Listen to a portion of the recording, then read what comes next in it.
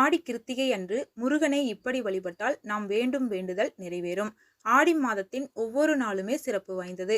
ஆடி பிறப்பு ஆடி முதல் வெள்ளியை தொடர்ந்து ஆடி கிருத்திகை கொண்டாடப்படுகிறது. ஆடி கிருத்திகை முருகப்பெருமானை வழிபடுவதற்கு உகந்த நாளாகும். இந்த ஆண்டு ஆடி கிருத்திகை 2 நாட்கள் வருகிறது.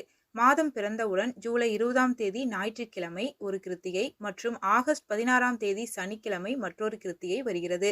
இதில் எந்த நாளில் ஆடி கிருத்திகை விரதம் இருப்பது என்று சந்தேகம் இருந்தால் 2 நாளுமே கடைபிடிக்கலாம். ஆடி மாதத்தில் வரும் மிக அற்புதமான விரத நாட்களில் ஒன்று ஆடி கிருத்திகை. வழக்கமாக கிருத்திகை நட்சத்திரம் என்றாலே கருணை கடலான முருகப்பெருமானுக்கு உரியதாகும். முருகப்பெருமானை வளர்த்த கார்த்திகை பெண்களுக்கு பார்வதி தேவி வரம் அளித்து அவர்களுக்கு நட்சத்திரமாக இருக்கும் வரத்தை வழங்கிய திருநாளே ஆடி கிருத்திகை திருநாளாக கொண்டாடப்படுகிறோம். முருகப்பெருமானின் அறுபடை வீடுகளிலும் ஆடி கிருத்திகை அன்று சிறப்பு அபிஷேகங்கள் பூஜைகள் நடத்தப்படும்.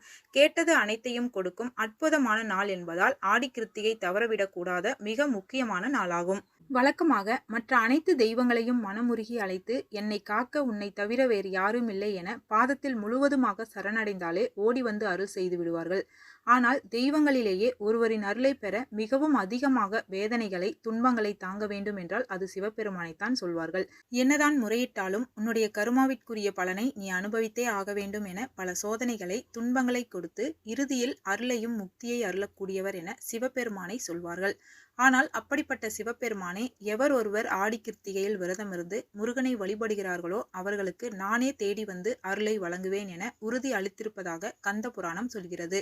நல்ல வேலை கிடைக்க வேண்டும், கர்ம வினையை அனுபவிப்பதை தவிர வேறு வழி இல்லை என வாழ்க்கையில் பலவிதமான துன்பங்களை அனுபவிப்பவர்கள், வாழ்க்கையில் உயர்ந்த நிலையை அடைய வேண்டும் என்பவர்கள், அங்கீகாரம் அந்தஸ்து மதிப்பு மரியாதை என அனைத்தும் கிடைக்க வேண்டும் என்பவர்கள் இந்த ஆண்டு ஆடி கிருத்திகை நாளை தவறவிட்டு விடாதீர்கள்.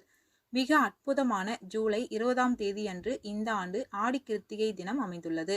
காரணம் வாழ்வில் உயர்ந்த நிலையை தரும் சூரிய பகவானுக்குரிய ஞாயிற்றுக்கிழமையில் வருகிறது.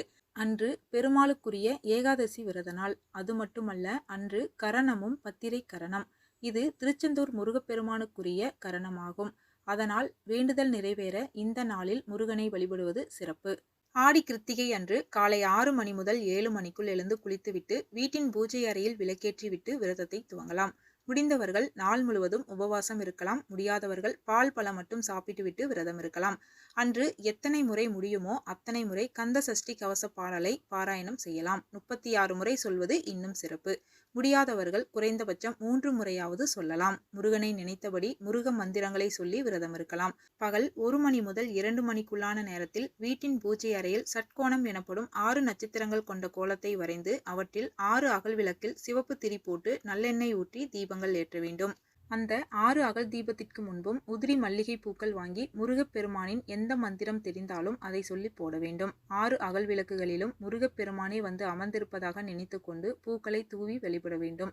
எந்த மந்திரமும் தெரியாதவர்கள் முருகப்பெருமானின் திருநாமங்களை சொல்லி பூக்களை போடலாம். பிறகு பச்சை கற்பூரத்தை ஏற்றி கற்பூர ஆரத்தி காட்ட வேண்டும். அதேபோல் இரவு 8 முதல் 9 மணி வரையிலான நேரத்தில் இதேபோல் விளக்கேற்ற வேண்டும். விளக்கேற்றி வழிபட்ட பிறகு ஒரு மண் பாத்திரத்தில் தண்ணீர் நிரப்பிக் கொள்ளுங்கள். அதில் சிறிது மஞ்சள், பச்சை கற்பூரம், ஏலக்காய் ஆகியவற்றை போட்டு உங்களின் வலது கையால் அந்த தண்ணீர் பாத்திரத்தை மூடிக்கொள்ளுங்கள். இப்போது ஓம் சரவண பவ நம என்ற மந்திரத்தை 27 முறை சொல்லிவிட்டு உங்களுக்கு என்ன வேண்டுதல் நிறைவேற வேண்டுமோ அனைத்தையும் மனம் விட்டு முருகனிடம் கேளுங்கள். பிரச்சனை தீர வேண்டும், கஷ்டங்கள் விலக வேண்டும், பணம் வேண்டும், கடன் தீர வேண்டும் என எந்த வேண்டுதல் வேண்டுமானாலும் முன்வைக்கலாம். உங்களின் வேண்டுதல் அனைத்தையும் சொல்லி வழிபட்ட பிறகு அந்த பாத்திரத்தில் இருக்கும் தண்ணீரை குடித்து உங்களின் விரதத்தை நிறைவு செய்து கொள்ளலாம். தண்ணீருக்கு நல்ல விஷயங்களை ஈர்க்கும் ஆகர்ஷண சக்தி உண்டு. அதனால் மந்திர உபதேசம் உங்களின் வேண்டுதல்கள் அனைத்தையும் ஈர்த்து வைத்திருக்கும் தண்ணீரை குடித்து விரதத்தை நிறைவு செய்வது முருகன் அருளால் வேண்டுதல்களை நிறைவேற செய்யும். இப்படி செய்வதால் அடுத்த 11 நாட்களில் உங்களின் வேண்டுதல் நிறைவேறும் அல்லது அதற்கான வழிகள் கிடைக்கும்.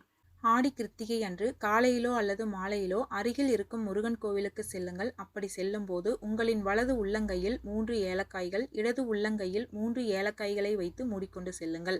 அங்கு முருகப்பெருமானை தரிசித்து மனதார வேண்டிக் கொண்ட பிறகு அந்த 6 ஏலக்காய்களையும் முருகனின் பாதத்தில் வைக்க சொல்லி அவற்றில் 2 ஏலக்காய்களை மட்டும் திரும்ப வாங்கிக் கொள்ளுங்கள்.